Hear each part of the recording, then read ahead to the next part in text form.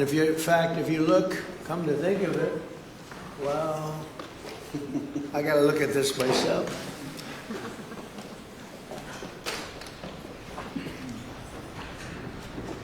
Wow. What a view. And what is the other lapel pin on Somebody gave me this. You know what that is? That's called a happy Trump. And consider the fact that I'm never happy. I'm never satisfied. I will never be satisfied until we make America great again, but we're getting pretty close, I'll tell you what. This is called a happy Trump. Somebody gave it to me, I put it on. Rotting energy infrastructure and eventually increase oil production to levels never, ever seen before. When you add Venezuela and their fault, because they refused to allow the people of Cuba to have either economic or political freedom, for that matter. And you have a lot of people in this country off of the oil from Venezuela, and what they do have is very strong people. Greenland, you're going to have Russia or China as your next door neighbor. That's not going to happen.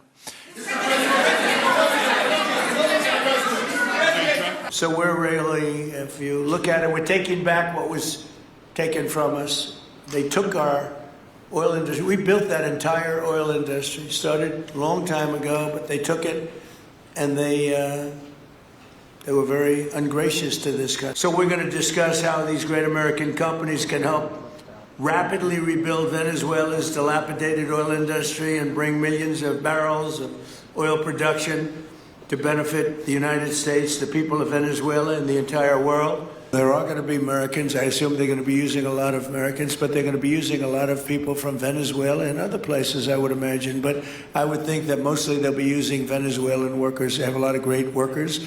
They have a very high unemployment rate, and they have workers that are very familiar with taking oil out of the ground. Yeah. Plan is for them to spend, meaning our giant oil companies will be spending at least $100 billion of their money, not the government's money. They don't need government money. Well, I think you're going to make an investment, but you're going to get your money back very quickly, and that's part of our thing. We're going to have you get your money back fast, and then you'll give a lot to Venezuela and to the United States after that. Okay, so you'll be in good shape. With respect to Venezuela in particular, we have a very long history in Venezuela. In fact, we first got into Venezuela back in 1940s.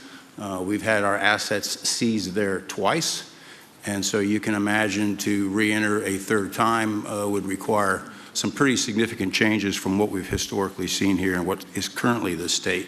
If we look at the legal and commercial constructs and frameworks in place today in Venezuela, today it's uninvestable. And thank you for your effort, for what you've done here, taking this despot out of that area.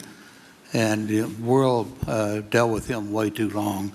Certainly our industry knows that this is a real jewel that can be developed for the people of Venezuela and also benefit the world. So the people in control in Cuba have a choice to make. They can either have a real country with a real economy where their people can prosper, or they can continue with their failing dictatorship that's going to lead to systemic and societal collapse. That's a very stark and dramatic choice, and it's one we hope to make the right one. We don't have an interest in a destabilized Cuba, but that would be their fault.